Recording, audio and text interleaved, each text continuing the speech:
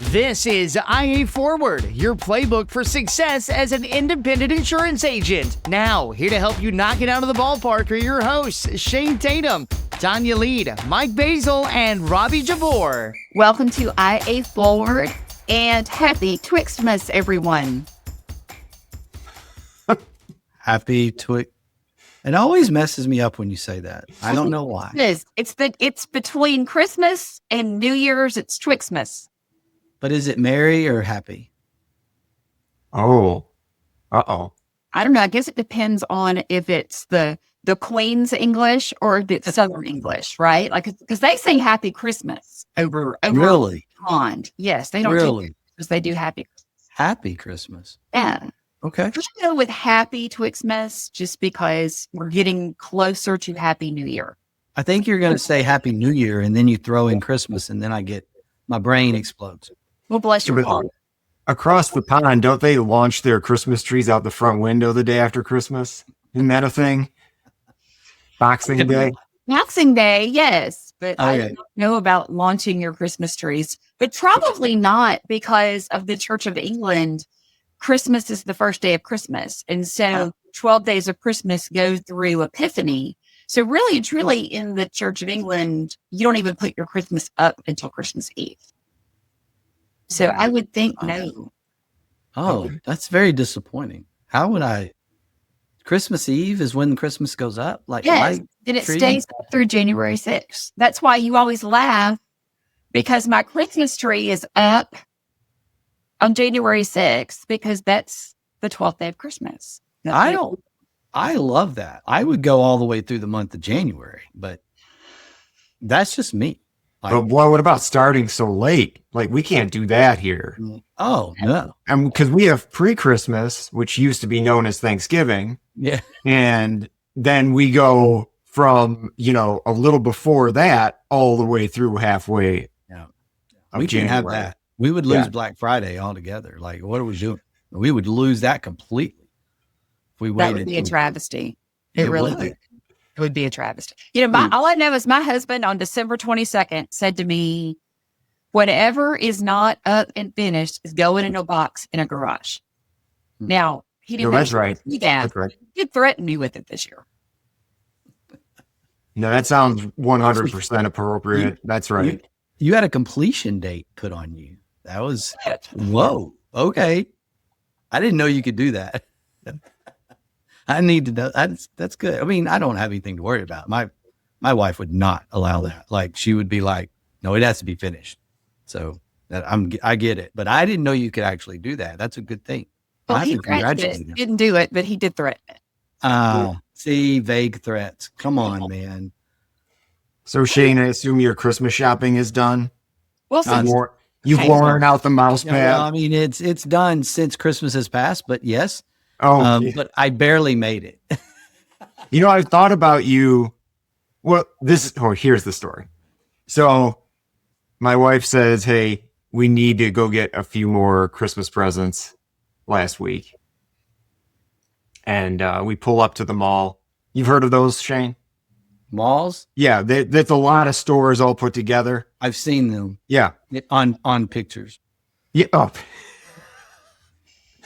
So we pull up to the mall. First thing I do when I get out of the car is I pull my phone out to take a picture of the mall because I'm going to send it to you. Mm. And my wife looks at me. She goes, "What are you doing?" And I was like, "Well, it's a long story." I just knew I got to give Shane a hard time about something. And then she just goes, "All right."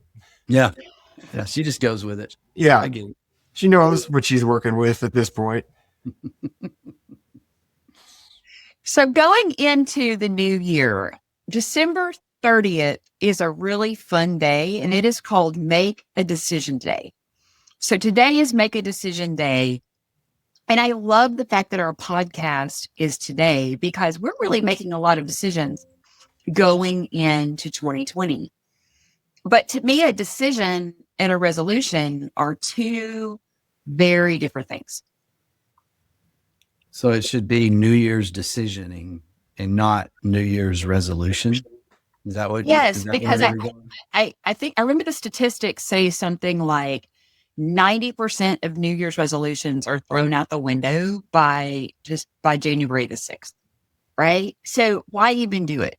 Yeah. And I don't do mine until July anyway, because I'm not starting anything new in January. It just doesn't work. Yeah. I don't mind starting. I think it's this idea of, I just feel like one day I'm going to have the discipline to actually go through with it. And I actually heard a really, really good little video the other day, watched a little video the other day about thinking about the end result, not the goal itself or not the resolution itself, but what keeps someone disciplined is actually envisioning themselves at their goal, like reaching that point, right? And that actually made sense to me. I don't know why it made sense to me, because it was kind of a random dude that I can't even go back to on YouTube, because I spend most of my mindless numbing hours watching random YouTube videos. That's now my national pastime in non-baseball season. And so it was really weird that it popped across my feed, and it made sense. Like, okay, I don't know that I've ever really thought about it that way. Like the end result, I've always kind of thought about the process mostly. And I'm the opposite. I think about the end result and create the process to make the end result happen. So I'm very end result focused.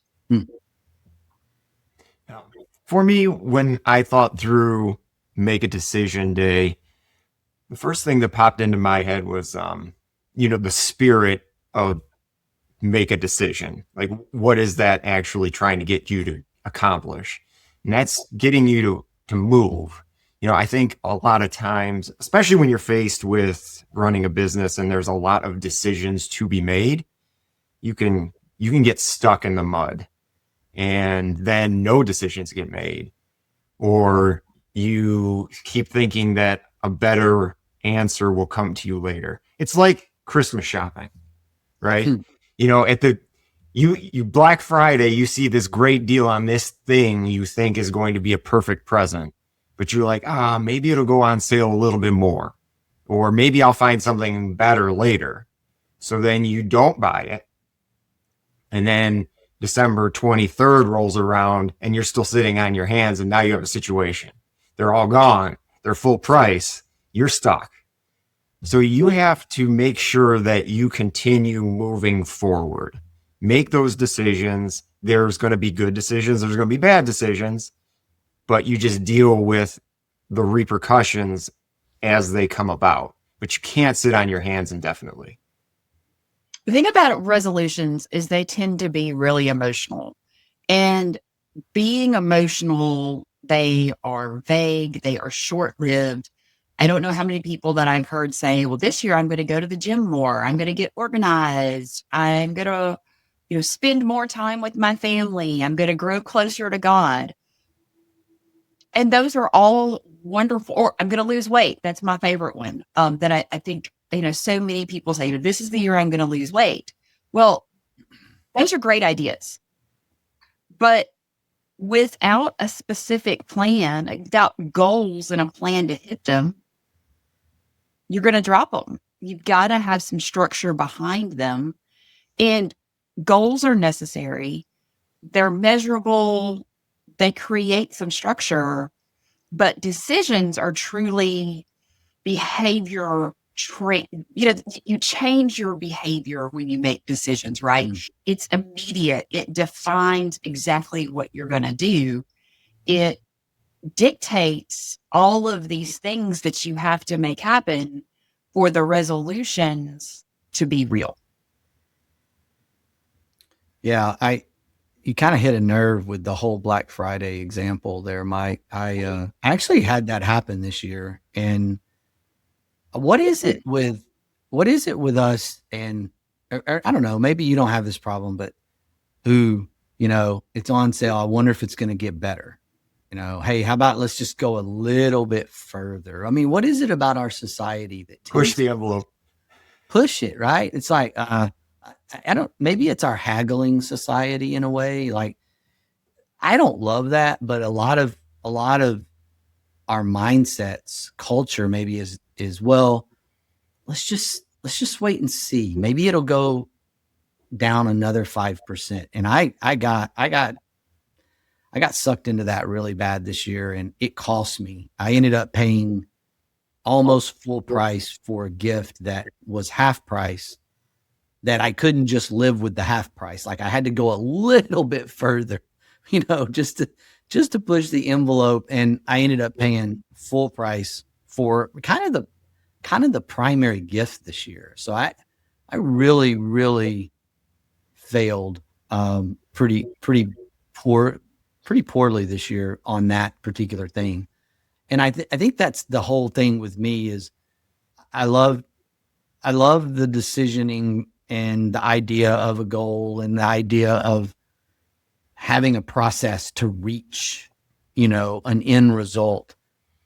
I don't know what it is that makes us so poor at this as a society, but we are really terrible at this, like just across the board, right? I mean, I think that's why, who has a decision day, but then there's like a quitting day, right? Isn't there a quitting day somewhere in January? Am I missing that? Oh, I did not know that. I think that's a Tanya statement from some time back. Like, Yes, it is. And I'm trying to remember what day it is. Let me go to the Google. Yeah. So I know we have the National Decision Day, but then we also have the National Quitting Day. It's kind of like Friday of the month. the last Friday, of January, right? Friday of January. Which is That's ironic. kind of hysterical, because what that basically says is, hey, I know you've been sucking at your New Year's resolution, so we're going to go ahead and give you an out and say you can just go ahead and quit, right? I mean, and they say that I love this. The concept of this idea gained traction from data from athletic apps.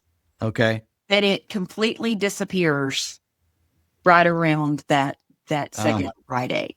And that goes back to no plan. Like, motivation fades, and you have to have discipline when motivation fades. And that's one of those things that Kylie talks about a lot. That it's not about motivation, it's about discipline. Yeah.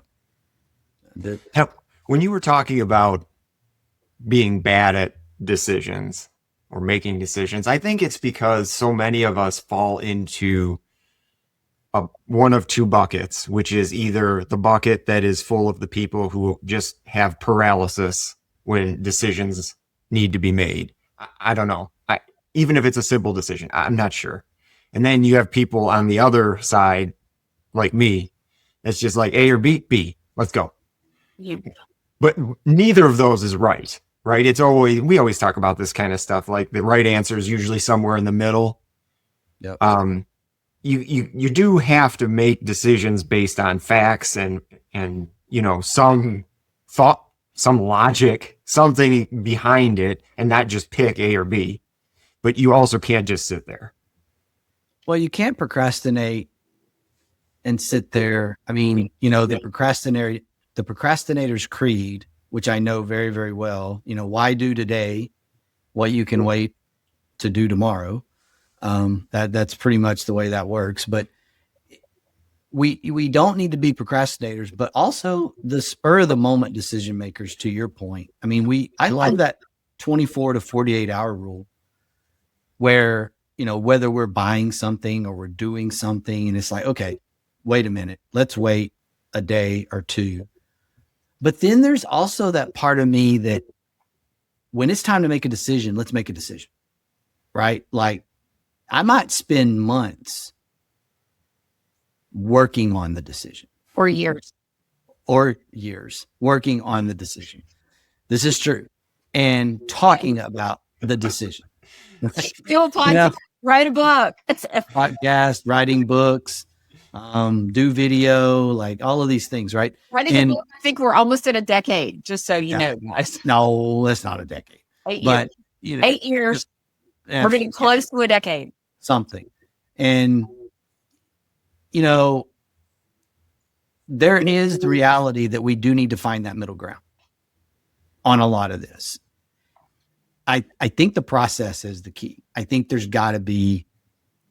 discipline, but there's got to be something that helps us get from point A to point B. Like, you know, I don't know if it's do more video and create more content, then you got to start doing, you got to do video number one. I'm in this mode right now where I know I need to do more exercise, and I know I want to start running again. Well, my doctor, who's a marathoner, is like, well, you know what you got to do? You got to sign up for the first half marathon or the first marathon, right? And now at least you're invested, and so there's got to be a combination of the goal, but also the steps to the goal to actually accomplish that. One of the things that I think keeps people from being successful is they don't plan for obstacles. And okay, I've got this goal, I've got this plan, and as long as everything's going great, it's fantastic. But then when these challenges pop up and there's no backup plan and there's no flexibility or support, then instead of making those changes, having plan B, you just say, well, forget it, I'll do it next year. Or forget it, I'll start it next week. And I'm a real believer you don't start anything on a Monday. And when you plan, you just say, well, I'm gonna do this, and then I'll start again on Monday. Well, Monday arrives and Mondays are overwhelming, right? So plan for obstacles, and that makes it so much easier to say, okay, I get this is a challenge, but I can get through it. Yeah, the road to your goal is very rarely straight and well paved. You're going to have to, make modifications to your plan along the way. I think revisiting the plan is a great idea periodically. Where am I in this path? Am I still on track? Did we veer somewhere along the line? And if so, how do we get back on the road? Yeah. What's really interesting about kind of this whole topic is the first place my brain is going is this thing that's gotten really popular. Read the Bible through in a year. It's called the Bible Recap, TBR. And the Bible Recap was the first time that I actually completed reading the Bible through in a year and actually made it through it.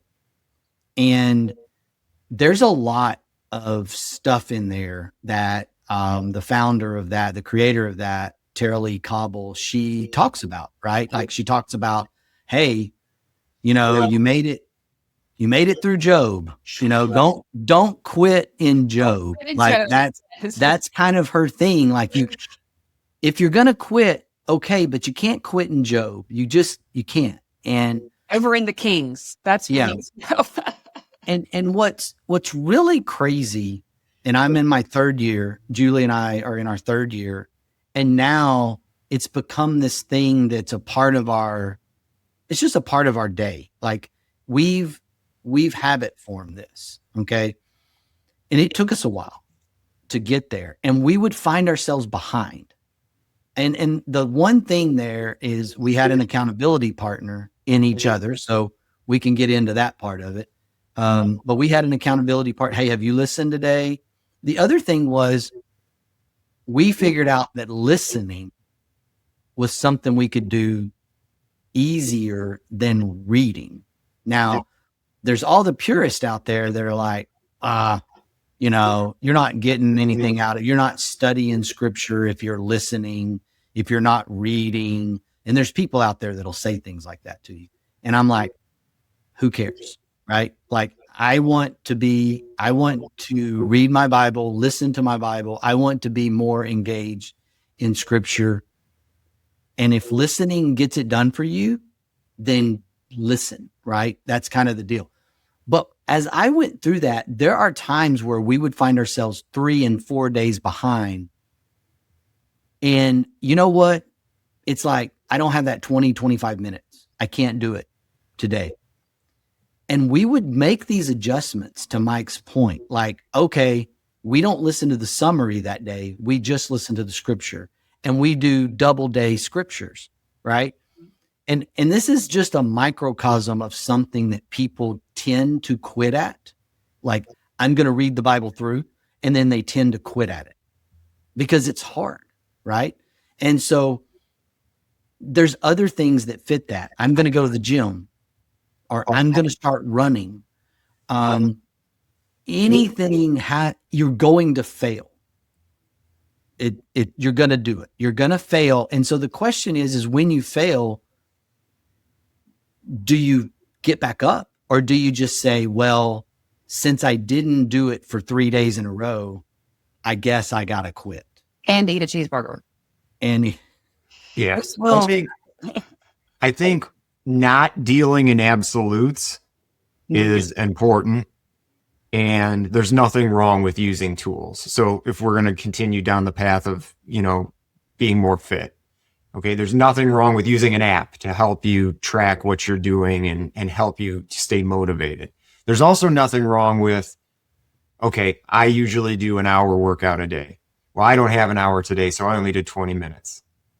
You're still on track. You're fine. But don't not do it at all just because you're only going to do 20 minutes instead of 60 minutes. hey, and take the stairs that day.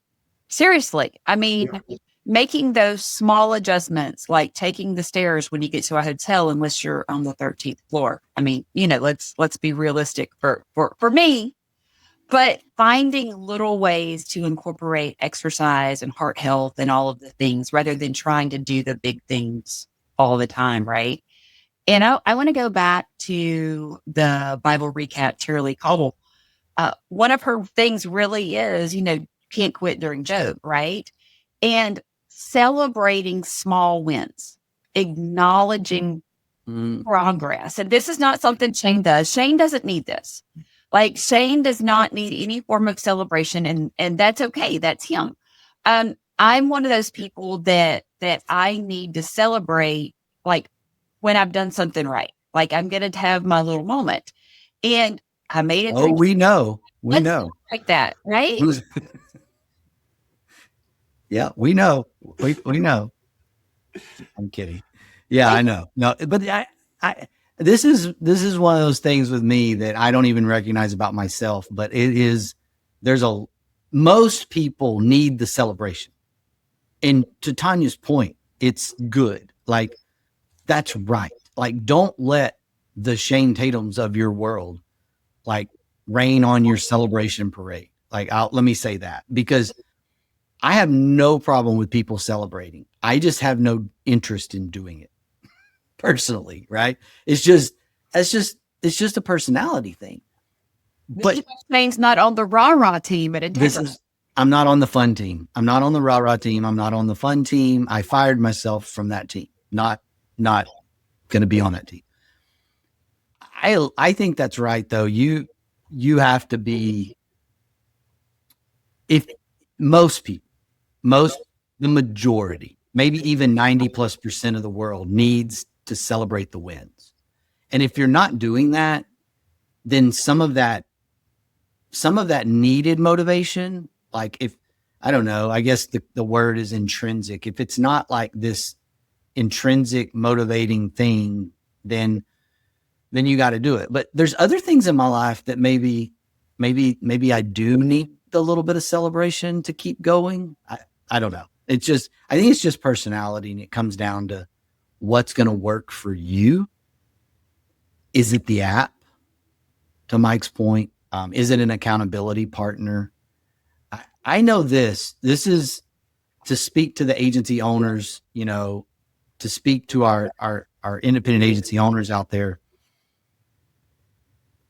your brain is on so much all the time. One of the struggles that I have is not wanting to just veg out when I need to go run, right? Like there's a lot of things that are going to help your brain. Mindless scrolling is a way to kind of make my brain turn off temporarily. Decompress. All right. For However, my husband says, okay, we got to decompose. Yeah, decompose. But if you're decomposing, you might have decompressed too much. But the other option is I could go run, or I could go walk and run. I could do something other than, because that turns my brain off too. I mean, that helps my brain. So it's like you may be doing something to help your brain shut down, give yourself a break. But you might have an alternative you need to think about that actually goes towards hitting a goal or achieving some goal that you set out to start the year with. I have a process for that, and you're going to laugh at me, and that's okay because you do that anyway. But I work out better if I lay out my stuff the night before.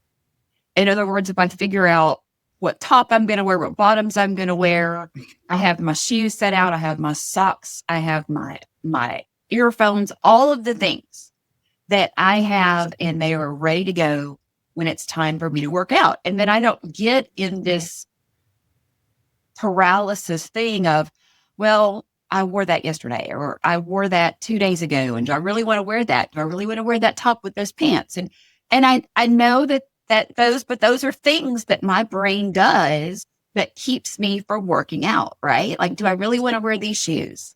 These shoes go with it. But if I take the time the night before and say, okay, here's all of my workout stuff, so I can wake up, I can put it on, and I can do it. Well, then that process helps me do what I need to do. But that's knowing your shortcomings, right? That's knowing the things that are going to be barriers to getting it done and trying to remove those. So that's great. Yeah. And there's other things I would say in my world where that fits well. Like, if I'm going to try to get some kind of project done, I can't just start the project. I mean, when I can, but every time I do that, I tend to fail. But if I organize around the project, which would be my version on a project of laying out your clothes, right? Like, then it kind of declutters maybe in my brain. Maybe that's what it does for me.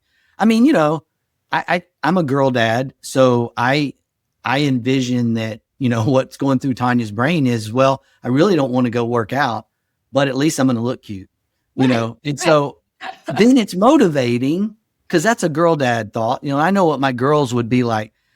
I mean, I didn't really work out that hard, but man, I look cute while I was doing it. Right. I mean, so that's like the most girl thing ever. Right. So I get that. Like, I can understand that.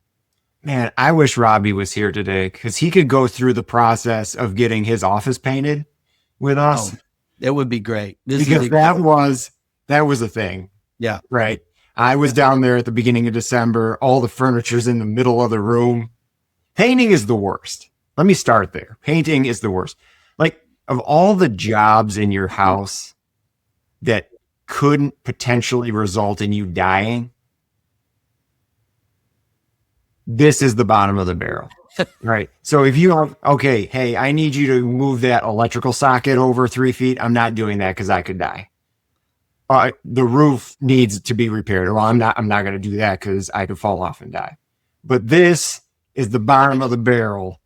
I mean, you got to tape everything off, right? Unless you're some sort of artist that doesn't need to run the tape. Freehand it, man. You just in which case you're completely wasting your talent because what are we doing? We're running rollers here.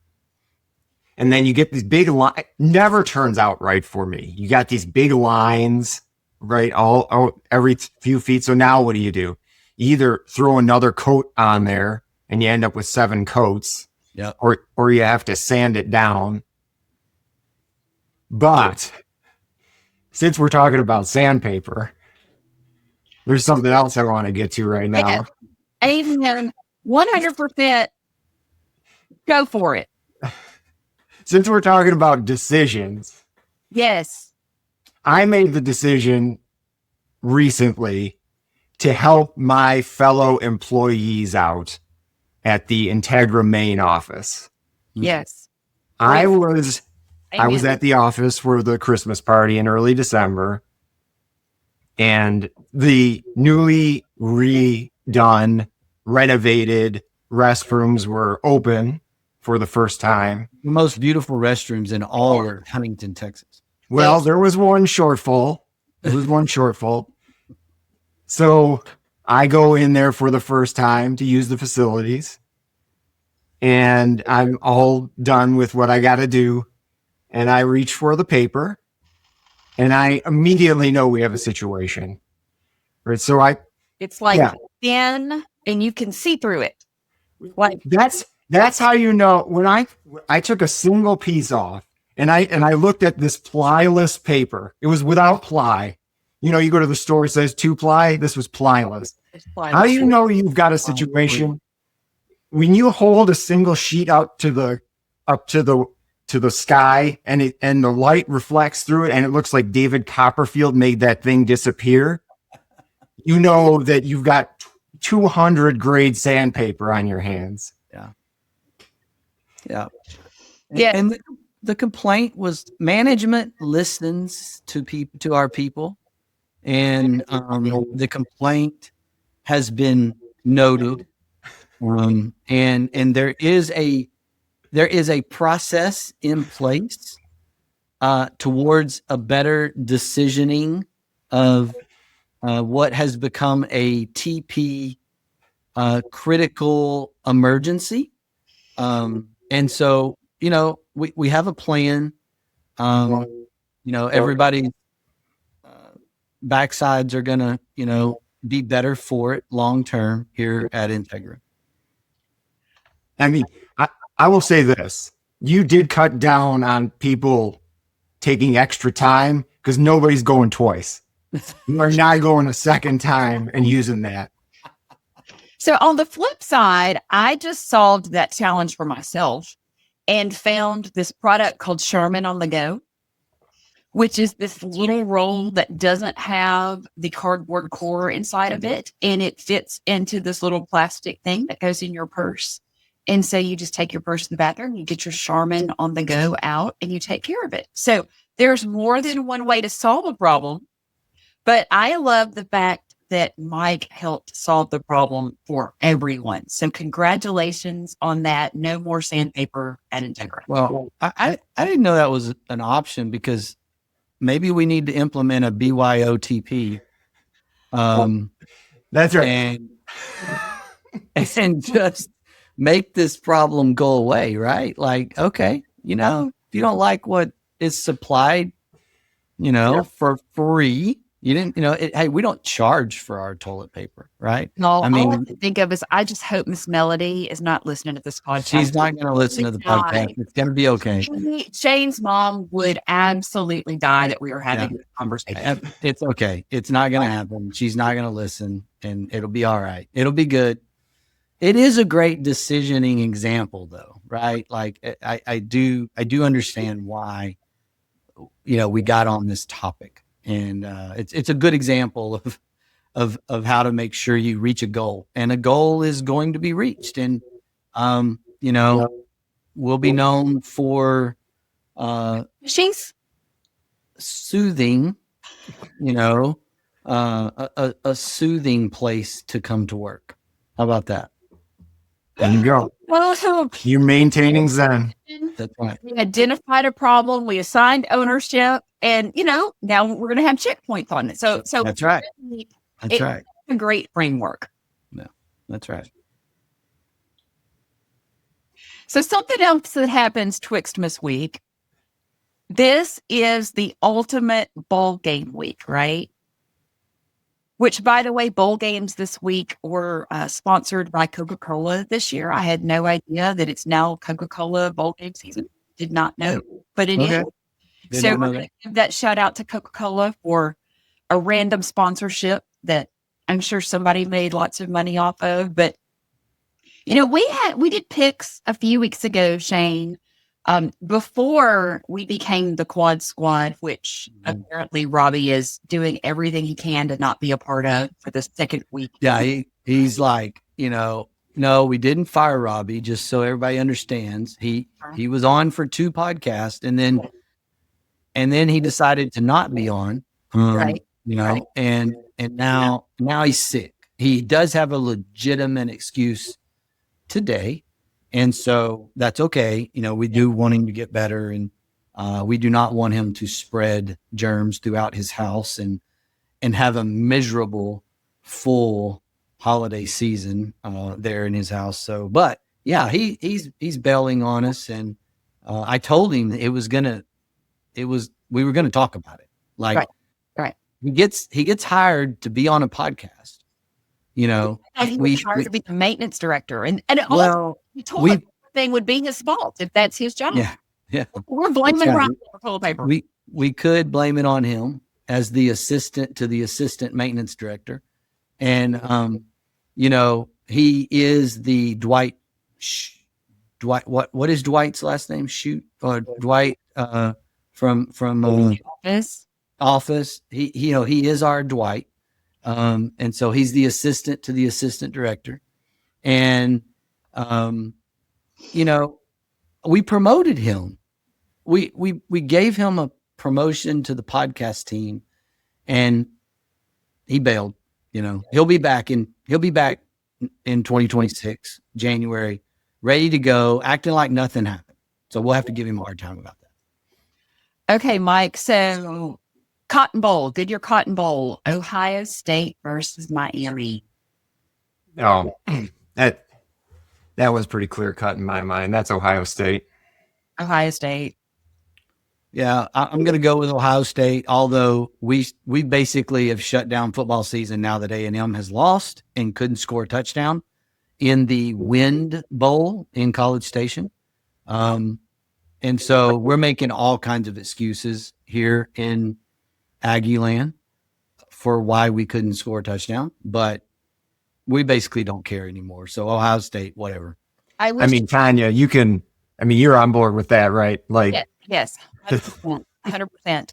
I wish you could have seen the cute boy and I during that game, because the first half of that game, we were at Jackson's Opera Christmas brunch, right? So these beautiful opera voices are singing Christmas carols in their Victorian costumes, and we're at this buffet fancy restaurant, and Daniel and I are like on our phones watching that game, like trying to not let the performers that are walking table to table see the fact that we're watching a game while they're singing. It was fantastic. But y'all know we were rooting for A&M, and it was just. Well, now I'm picking Ohio State, but A&M, Miami pretty much has to run the table for the Aggies to save any face whatsoever. So anyway. Michigan and Texas. Well, that one's tougher. Next. That's a lot tougher. That's not hard for me. Michigan, I can't say Texas, but I can't publicly, but I will be secretly rooting for Texas, because I always root for a Texas school against a non-Texas school, right? But Michigan's gonna probably make this really tough on Arch. I agree with that as well. I'll go Team Manning. There you go. Well, there you go. Okay, Indiana versus Alabama. Ooh, this is going to be a good game.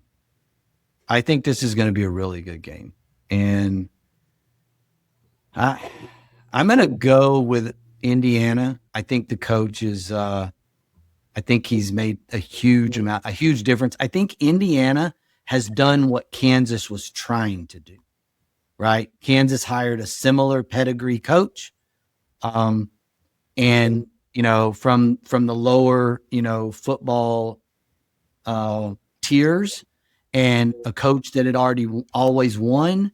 And now he's won. Obviously, he says you can Google him. He just always wins. I think that was his famous line. But I'm going to go with Indiana here, just to knock off the perennial favorite. Most people are going to say Alabama because it's Alabama, but I'm going to go with Indiana. I am too. I just don't think that Alabama has the mindset that they need. I think if St. Nick was coaching, it would be a whole different situation. But I just don't think that they're in the right headspace to beat Indiana. Yeah. I'll go with the Tide. I don't have a real strong feeling one way or the other, but my middle nephew is a big Alabama fan, so there it is. There you go. And that's really like, if you're the type of person who likes to put a little money on this type of stuff, which I am not, but if you are, totally fine. That is how you should make your decisions. Because if you think you're going to outsmart the books and you're going to figure this stuff out, you're not. So you might as well just throw darts. Hey, I know a person who knows a person who likes that team. That's right. Roll with it. I think the nephew selection process is the perfect way to go about it. Okay, so Oregon versus Texas Tech. I don't even think this is going to be that difficult in the end. I think it's going to be Oregon, which is really, really another one of these situations. I think Oregon's winning. They're my pick, but I'm going to be rooting for Texas Tech because it's a Texas team. Sorry. Yeah, I like the Ducks in that one. I think this is going to be the best game because it's number 4 versus number 5, but I think Texas Tech's going to pull this one out. All right. I just like the investment that they have made in their athletic programs as a whole. And I'm going to go with Texas Tech. And they've made the investment. They have made the investment for sure. For sure. Across the board, they have. Across the board. Yeah. And our insurance people, the All-State Sugar Bowl, this is the one that I'm going to be at. I'm so excited. Ole Miss versus Georgia. All right. I'm going with Ole Miss. I think the guys got a chip on their shoulder. I love everything I'm seeing about the new head coach. I just love everything about what's going on there. So I'm picking Ole Miss. I was just going to ask who the coach is because I literally don't know. I think it was the defensive coordinator. I think was promoted to head coach. And he's, man, I don't know. Feels good. Just a really good feel good story coming out of the disaster of what happened, how it happened. Mike, what you think? Yeah. I think that's a tall order when you're switching coaches. I know he's been there, but that doesn't feel right. I'm going to go against Ole Miss in this one. I've got to go with Georgia just because of Kirby. I've said it on the podcast before, and I will say it over and over. Kirby's players will run through a brick wall for him. And I think he just has too long of a relationship with these guys in that position. And they've gotten stronger and stronger and stronger as the season has progressed. And I think it's going to be Georgia, and it's not going to be close. Okay. All right. Okay. So now are we going to do this for each week of the playoffs in the NFL? We can. Sure. Why not? Why not? We're going to go there. If we're going to talk about the NFL, do we want to talk about the last 2 weeks of fantasy? Y'all can. I'm out. So I'm still in him. This is what I dislike most about fantasy. When I get into a situation like I currently find myself in, where you have players on your fantasy team going into the championship playing against your team in the real NFL. It just puts you in such a weird headspace. See, I can't. I just can't. You know, a buddy of mine has a rule on that. Like, he will not select players from. He's a big Texans fan, so he will not select players that are in the same division as the Texans. Well, that's just lunacy. Like, I'm pretty, anywhere, but I will not have a Falcons player on my team. Yeah. I'm just saying, that's the thing that got me. You've only removed one player. Maybe two. Yeah. If you even want to talk about speaking of Falcons, though, you want to talk about a bad beat. If you came up on the tight end from the Falcons that one week where he had a quarter of the fantasy points he's had in his entire career in one day, Pitts, unbelievable. That is a bad beat if you were up against him. Yeah, that'd be tough. Tough to swallow. So happy Make a Decision Day. Merry Twixtmas. Just a reminder, decisions change behavior. Resolutions don't. And let's make 2026 amazing. Figure out what your agency wants, what you want your agency to look like, and realize that you don't need motivation, you need clarity, and you need discipline. I'm going to leave us today with this quote from Coach Nick Saban. The process is what you fall in love with. Attitude's a choice. Make a great one. At the Integra Partner Network, we understand that carrier access is the key to your agency's success. That's why Integra offers direct access to top-rated personal and commercial carriers, ensuring your agency thrives in today's challenging market. And with our comprehensive resources, profit sharing and bonus opportunities, technology and peer support, all while you retain 100% of your book with no penalties to exit. Integra is ready to empower you and your agency to find sustained growth. Find your way to Integra. Visit IntegraPartnerNetwork.com today. That's IntegraPartnerNetwork.com.